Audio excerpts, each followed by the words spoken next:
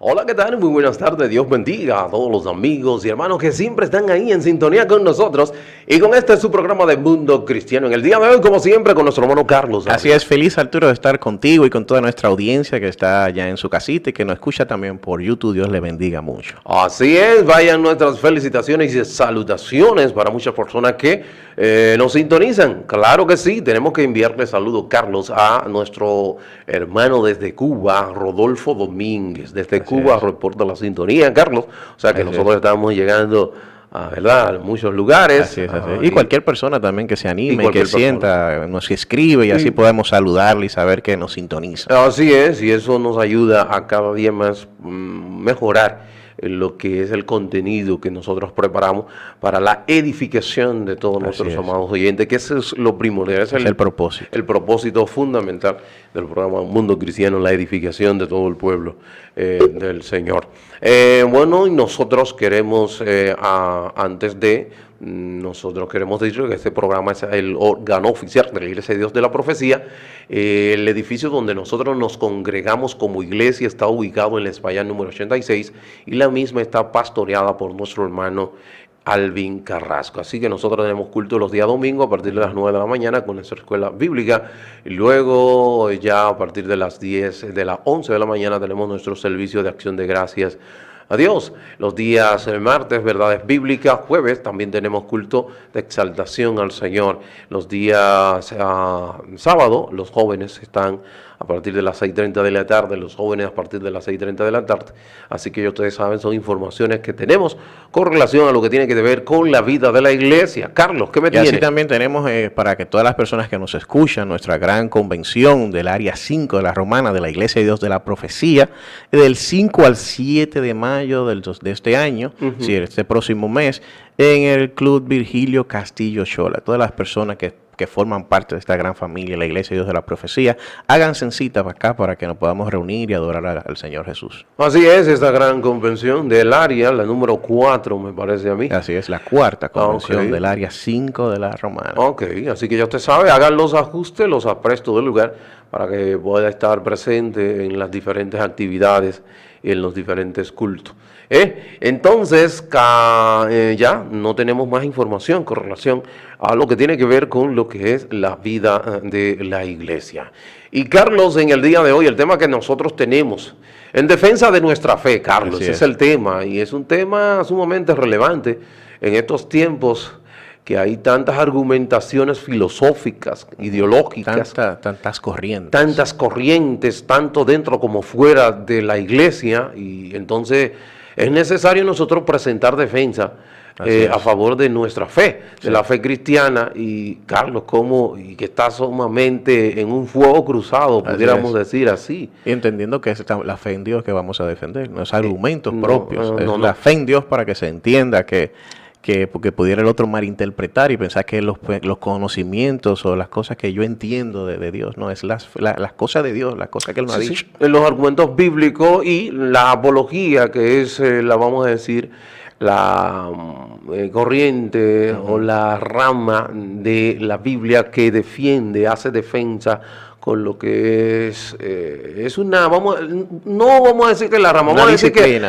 es una disciplina que se encarga de defender argumentos. En este caso, los argumentos bíblicos, entonces hay que ver cómo debemos de hacerlo, cómo presentar dichos argumentos, porque eso es lo que vamos a leer, vamos a estudiar en el día de hoy.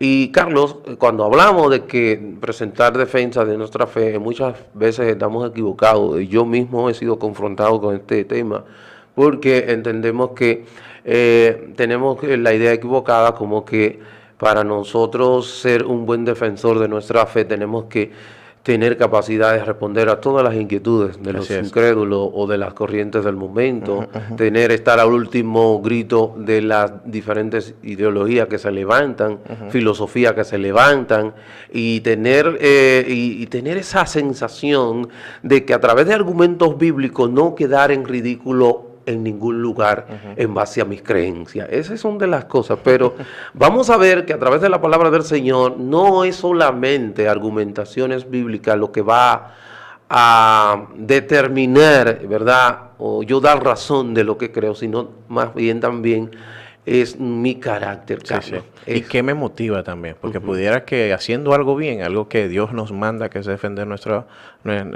fe, nuestro evangelio, lo que hemos aprendido, así como Él dice que permanezcamos en lo que hemos aprendido de Él, es que no nos puede motivar sentimientos egoístas. Que pudiéramos también, Satanás, usar esto para llevarnos nosotros incluso por mal camino. Así es, así es. La apología, Carlos, no es... la apología podríamos decir que pudiéramos ubicarla como un preevangelismo. Es lo que limpia el camino para quitar todas esas argumentaciones erróneas del verdadero evangelio.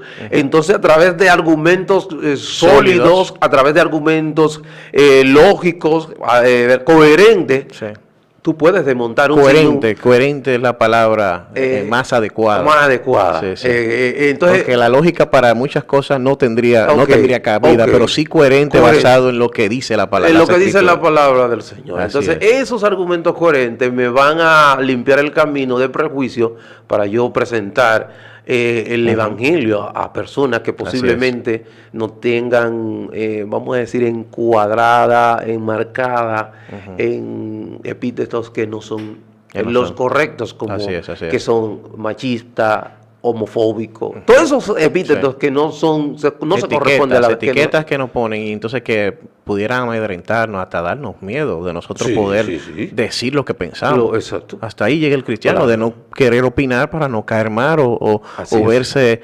enfrentada a una situación. O verse gracioso o simpático ante los demás. Exactamente, no ser agradable hacia un grupo. Exactamente. Entonces ahí son de las cosas que fue una de las reprimendas, o vamos a decir de las recomendaciones que Pablo le da a Timoteo cuando le dice predica la palabra, porque se estaba deslizando por temor a los hombres. Manejando ahí Es cierto, y no debe de ser. Entonces, en muchas ocasiones, a modo de introducción, nosotros quisimos hablar. Cuando hablamos en defensa de nuestra fe, cuando hablamos de la fe, hablamos de fe en el sentido del conjunto de creencias que Carlos y yo, como cristianos evangélicos que somos, hemos abrazado, creemos.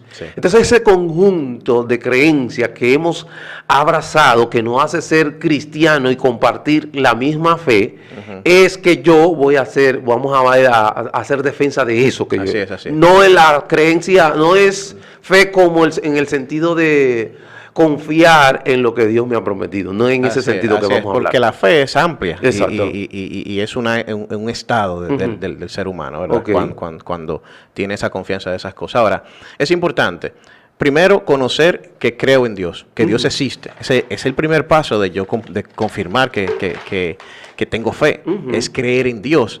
Pero al creer en Dios, entonces yo tengo otras cosas que se apegan a esa creencia. Primero, que creo en sus principios, creo en sus palabras, creo en lo que Él ha dicho de mí y creo en qué debo yo de hacer, quién soy para Él. Entonces, la fe enumera o agrupa. La fe cristiana. La fe cristiana agrupa esas creencias. Exacto. ¿Qué sucede? Que cuando yo comienzo a desagrupar esos conocimientos, a quitar y a poner, para yo entonces tratar de agradar o encajar, entonces lo que estoy distorsionando la fe, porque la fe es una verdad y no existe medias verdades, ni verdad, ni un chin de verdad con mentira. No. Si tiene un chin de mentira, entonces ya no es verdad. Entonces inmediatamente esa fe no está fundamentado en una verdad, que es un grupo de pensamiento, entonces ya deja de ser fe. Deja de ser, así es. Así es, y entonces en ese sentido nosotros tenemos que hacer defensa contra tantos argumentos. ¿Y de qué nosotros debemos defender nuestra fe? ¿De qué? No es de personas, porque dice, la palabra del Señor dice en Efesios capítulo 6, que nuestra lucha no es contra sangre ni carne, sino contra potestades de espíritus en los aires y huestes de maldad que están, ¿verdad? Entonces estamos hablando de un sistema, que el sistema del mundo, entonces, que postula un sinnúmero de mentiras que trata de que tú y yo la abracemos como verdades. Entonces, la defensa es contra la mentira. Contra la mentira. Entonces, es el argumento que yo debo de... La fe y la mentira en otro lado. Porque la fe es creer que eso es verdad. Eso es verdad. Y quien viene a competir contra esa verdad es la mentira, entonces que crean las ideologías. Exactamente. Todo el pensamiento humano. Exactamente. Entonces, todas esas filosofías que se levantan en contra de lo que es el conocimiento de Dios, nosotros como creyentes evangélicos debemos dar razón y ser y dar una defensa. ¿Y qué defensa de cómo debemos hacerlo? Bueno, ahí nosotros tenemos lo que nos dice la palabra del Señor. ¿De qué debemos? Ya establecimos, Carlos, que es de la mentira. Así es. Y las diferentes ideologías que se han levantado, que son mentiras, entendiendo y hacerle entender a las personas que son verdaderas. Pero vamos. Y es bueno que iniciemos por ahí, porque hay personas que tienen fe en cosas que no son bíblicas. Entonces ahí eso está descartado para que sepan que no es una fe ciega, sino es que una fe basada en las Escrituras. Exactamente. Una de las personas, uno de los apóstoles que se enfrentó, además de Pablo, Pedro, Juan, se enfrentaron mucho a este tipo, pero Pedro, como que escribe en su carta, en el tercer capítulo, o viene con la carta del primer capítulo, hablando de esas personas que estaban en Roma. Acuérdate que Nerón estaba matando a los cristianos. En esa misma fecha de que Pablo escribe esa carta, precisamente fue para las personas que estaban en Roma. Entonces él dice en el capítulo 3, en el versículo 13, dice: ¿y quién es aquel que os podrá hacer daño? Eso es como dándole aliento a esas personas. ¿Quién es aquel que podrá hacer daño? Si vosotros seguís el bien. Mas también si algunas cosas padecéis por causa de la justicia, bienaventurados sois. Por tanto, no os amedrentéis por temor de ellos, sino os conturbéis, sino santificad a Dios el Señor en vuestros corazones y estad siempre preparados para representar defensa con mansedumbre y reverencia ante todo el que os ha demandado la razón de esperanza que hay en vosotros. Exactamente, ahí está, fíjate. Tres cosas importantes dice eso, que me gustaría tocar. Dime. La primera cosa importante es que no importa si nos va bien o mal. Esa es la primera. Dios no dice que somos bienaventurados. Si nos va bien, es porque Dios está al frente de nosotros y no tenemos de qué amedrentarnos. Pero también dice, pero si también tienes problemas, bienaventurado soy porque estás defendiendo la justicia. Pero la segunda es que tenemos que hacerlo con mansedumbre. Exacto. Por temor a ellos. Es decir, que cuando yo corrija o cuando yo dé un consejo o dé una amonestación, tiene que ser pensando en ellos, con temor de ellos. Es decir, que yo tengo que hacerlo de la mejor manera, con amor al prójimo. Exactamente. Fundamental, antes de defender la fe. Así que no es que salimos a volar cabeza. No, porque ese hombre que está hablando, tú le estás hablando, ese hombre tiene la imagen de Dios, aunque distorsionada, pero sí tiene la imagen de Dios. Y porque él tiene la imagen de Dios, yo debo de hacerlo de una manera. Y cuando habla con mansedumbre, estamos hablando con gentileza. Estamos hablando, o sea, yo no tengo que, yo voy a agarrar y con los argumentos a desfifarrar y hacer un sinnúmero de cosas. No, debo de ver cómo hacerlo de una manera. Y dice, fíjate que aquí está dándole mucho énfasis a lo que es el carácter del individuo. Lo que te está diciendo, la madurez lo que te está diciendo es básicamente lo siguiente. Oye, Ávila, te está diciendo a ti, Arturo, Carlos Ávila, vivan como debe vivir un cristiano. Y el que no es cristiano le va a preguntar cuál es la razón de lo que ustedes creen. Básicamente, apología. ¿Qué es apología? Saber lo que tú crees. Sí. Poder defenderlo. ¿Por qué tú lo crees? Y explicarlo de una manera eficaz. Sí. Eso es apología. Con mansedumbre, no con obligación. Exactamente. Muchas de los dogmas y de las creencias se deben procesar con mano dura. Fíjate que por ejemplo, los gobiernos tienen, vamos a decir, el socialismo, que el capitalismo, que todas esas cosas. Si nosotros vemos en la historia cómo países trataron de imponer el socialismo, fue con sangre y fuego. Sí. ¿Qué nos dice Dios? No, es que ese no es el evangelio mío. No. El evangelio mío debe de entrar por amor. Así es. Sí, porque la fe viene de escuchar la palabra, no es de que yo debo de obligar. Y eso es importante porque también las congregaciones cristianas caen en eso. Así es. Así que entienden que es como una obligación que el otro tiene que creer lo que yo crea. Si Dios lo que te manda a ti es simplemente a predicar el evangelio. Exactamente. Entonces, nuestro compromiso, predicar el evangelio. Así es, como en un momento dado al Martín Lutero dijo, no, yo no hice nada sola, la palabra lo hizo todo. Yo lo único que hice fue predicarla. Y ella sola hizo su trabajo. Porque no necesita de nadie. No necesita de nadie para ello. Solamente soltó la palabra y la palabra, o sea, la palabra bíblica del Señor, no la que suelten algunas personas hoy día, sino la palabra bíblica, y eso hizo el trabajo. Entonces, eso es, mire, ejemplo, Carlos, cuántos argumentos, cuántas ideologías hoy día se levantan en contra del conocimiento de la palabra del Señor. Hoy día estamos mirando, Carlos, que es uno de los programas que tenemos pendientes, que tú manejas muy bien esa área, y es lo que estamos viendo hoy con lo que es el transhumanismo, esa ideología que postula la perfección del ser humano a través de aplicaciones tecnológicas, y cuántas cosas te están dando. Y de ahí yo comencé a investigar y vi cuando en la película de Frankenstein, todo eso viene de ese tipo de pensamiento del hombre que quiere ser perfecto y demás, cuando entonces sin limitaciones físicas. Así es. Uno de los principales problemas es el que el ser humano saca a Dios del centro y lo pone a Él como centro de la especie. Incluso por eso nosotros el pensamiento humano no le da cabida a dioses, esas cosas, a creencias. Y mira que tenemos dentro de nosotros algo que nos motiva a creer en algo, pero la gran mayoría de las personas se resiste a creer que hay alguien que te creó y que tiene potestad sobre ti. Entonces, ¿qué es lo que busca el ser humano? El ser humano tiene dos problemas, que es que no es infinito a nivel carnal, es decir, porque sabemos que el ser humano dura para toda la vida. Ahora, en lo físico, la carne de nosotros se va a deteriorar y vamos a morir. Entonces, el ser humano ha tenido toda la vida la lucha para poder permanecer para siempre. Entonces, lo que trata es de negar a Dios en esto, porque Dios ya definió de que nosotros debemos de morir para que luego, incluso dice que debemos de morir para que Él viva en nosotros. Entonces, toda esa filosofía se han creado y creen que por la tecnología, por la medicina, por medio de todos los mecanismos que son buenos que Dios ha creado para nosotros, para darnos una vida pudiera ser hasta más alargada. Dios sabe lo que permite. Ahora, el propósito detrás de eso no es bueno. Eso es lo que el cristiano debe de saber. Exactamente. Sí, claro, crear una medicina para que yo pueda solucionar algunas deficiencias es bueno. Ahora, lo que me motive a hacer eso sí es un problema, que es enfrentarme en contra de las cosas de Dios. Así es, y eso está, ¿verdad? Ya estamos mirando a un hombre que no se cree, vamos a decir, creer en Dios, sino que se cree todopoderoso. Entonces ahí es donde está el detalle. Y es el fin que busca el hombre. El fin que busca. Todas esas ideologías que han surgido, todo en base a todos esos nosotros tenemos que elevar. Ahora, también de las creencias que surgen dentro de nuestras mismas congregaciones, como mismo Pablo en muchas ocasiones, el mismo Pablo tuvo que hablarle a los corintios cuando había un grupo de apóstoles, falsos apóstoles, donde él tuvo que demostrar su apostolado. ¿Tú recuerdas? 2 Corintios capítulo 10, donde dice que nuestra lucha, nuestras armas no son carnales, sino que son poderosas en Dios para la destrucción de fortaleza. Esa fortaleza, estamos hablando de fortaleza de ideas que se cree el individuo, que lo hacen un prisionero y él actúa en base a eso que cree.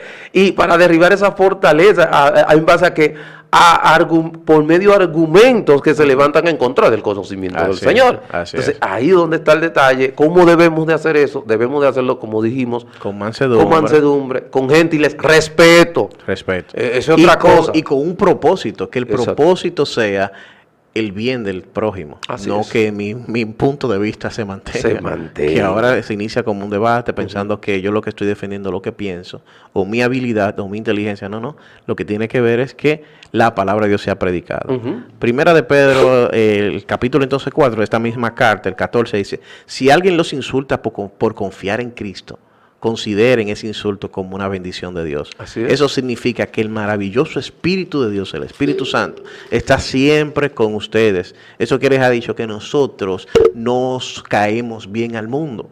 Nosotros no caemos bien a la sociedad, si significa que nosotros somos apedreados, que somos perseguidos porque estamos predicando la palabra de Dios. Así es, no estamos llamados a ser el azúcar del mundo, sino más bien la sal, que es que preserva, y tenemos que hablar las cosas, pero hay que, ¿verdad?, saber cómo hacerlo, cómo decirlo, porque nos dice la palabra del Señor de qué manera debemos de hacerlo.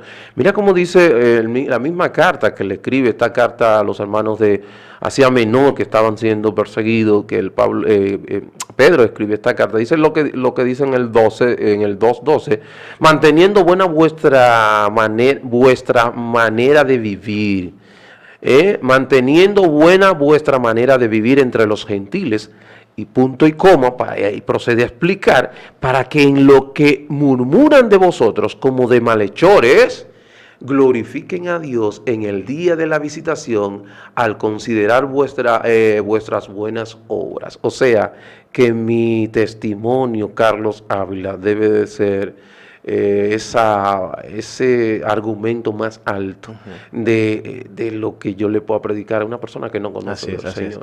Muchas personas olvidan y obvian, y por eso es que caemos en tantas cosas en la iglesia.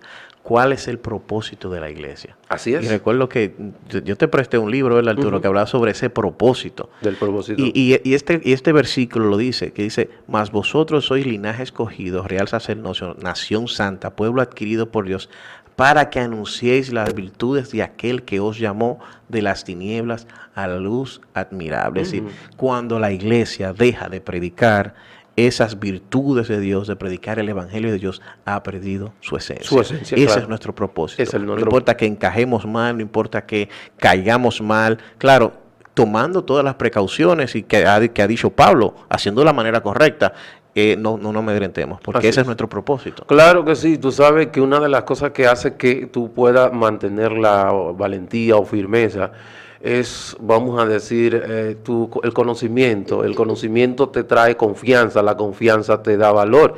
Pero cuando tú no tienes el conocimiento, tú dudas, la duda te da cierto tipo de temor, y el temor te da desobediencia. Cuando tú vienes a ver, tú estás haciendo lo mismo que está haciendo una persona que no es creyente. Sin darte cuenta. Sin darte cuenta. Con pequeños pasos se inicia. Exactamente. Nadie acomete algo malo de la noche a la mañana. Se inicia con pequeñas decisiones que hemos fallado y nos llevan entonces a una grande que luego ya nos queda, que no hay manera de arrepentirnos.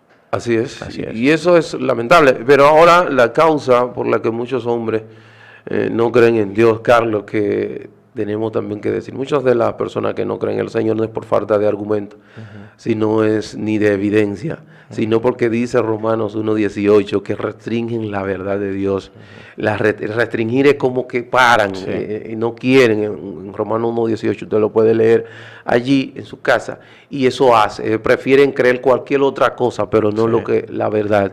Que me quite en contra de mi forma de vivir. Exacto. Yo rechazo, yo doy por falso el evangelio porque entiendo que eso va en contra de cómo yo vivo. Porque tú tienes que rendir cuenta. Sí. Cuando soy autónomo no tengo que rendir cuenta. Así es. Porque yo vivo como me place. Entonces el fin, vamos a decir, máximo es el placer. Por eso tú ves las personas que mientras más placer le producen las cosas, mucho mejor, porque se está buscando eso.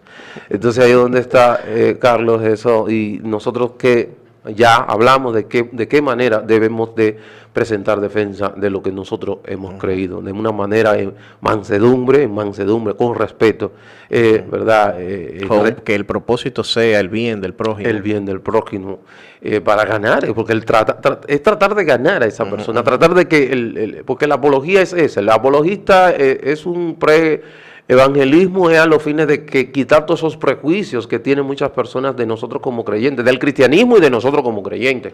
Del cristianismo, como muchos dicen que la Biblia es machista, todos esos falsos argumentos que no son razonables ni válidos a la luz de la palabra del Señor, nosotros tenemos que hacerlo, pero hacerlo de una manera correcta, adecuada. Que son excusas para evitar de comprometerse a hacer lo que dice la Biblia. Así es. Y usted que no ha conocido al Señor, yo te reto a que lea la palabra sin prejuicio. Lo primero que debe hacer es hacerlo sin prejuicio. Comenzar a ver, ¿verdad? A descartar todo lo que dicen, conocer tú. Exacto. Decir, déjame ver qué piensan estas personas. Sí. Déjame ver en qué creen. ¿Por qué este hermano actúa diferente? Exacto. Yo quiero comprobar eso. Exactamente. Porque hay muchas cosas que a veces nosotros asumimos como que dice la palabra cuando la palabra no lo dice. De hecho, hablábamos de la escuela bíblica que dijo, ¿dónde dice eso? Yo quiero que ustedes me digan dónde, por favor. No hay donde no lo dice. Entonces, desde ahí nosotros debemos de partir. Es una de los grandes sueños míos, de que cada vez que nosotros vayamos a hacer algún tipo de argumentación con respeto, amor, mansedumbre, vamos a decir, un tono conciliatorio, que eso tengo que trabajarlo bastante. No, todos. Y que es importante, Arturo, que a veces nos ven hablando y dicen, oh, pero esta gente, no, es que estamos trabajando, lo que estamos diciendo ahí lo estamos aplicando a nuestra vida, porque también cometemos esos errores. Exactamente. De hecho, por eso este tema, yo he sido altamente confrontado con este tema en esta tarde, Carlos, porque de verdad hay muchos errores que Arturo Peguero ha cometido en ese sentido. Debemos crecer en entendimiento y conocimiento a la estatura del varón perfecto. Bueno, ya no tenemos más tiempo, Carlos. ¿Qué te ha parecido? Para su amigo y hermano Arturo Peguero, ha sido un placer. Mañana los caballeros con un tema tan interesante como este. Dios bendiga, Dios le guarde.